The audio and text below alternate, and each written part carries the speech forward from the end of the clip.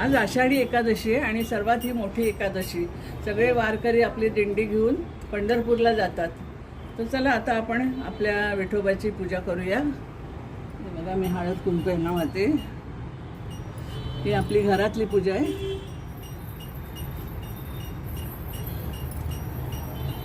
आणि आजपासून कसं चातुर्मास चालू होतो. या एकादशीला शयनी एकादशी म्हणतात, देवशयनी एकादशी म्हणतात आणि पद्मशयनी एकादशी म्हणतात. अशी ह्या व्रताची नावं आहेत. आणि ह्या पुस्तकामध्ये त्याची माहिती पण सांगितलेली आहे पोथीमध्ये. चला आपण आता तुळशी वाहून घेऊया. तुळशी विठोबाला प्रिय. आणि आजपासून आपले विष्णू देव शेष नागावर झोपतात. ते 4 महिन्याशिवाय उठत नाही. ते एकदम कार्तिक महिन्यात उठतात. तर चला आपले हे वारकरी पण आलेले आहेत. आधी मी नैवेद्य दाखवते.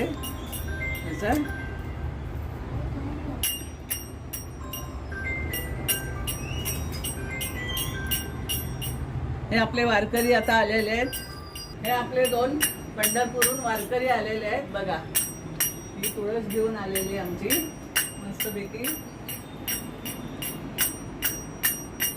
किती छान आहेत ना वारकरी यांचे. आता आपण पाय बी दुखले का हो वारकरी तुमचे?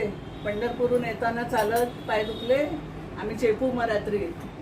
हां चला आता पाया पडा आपल्या देवांना.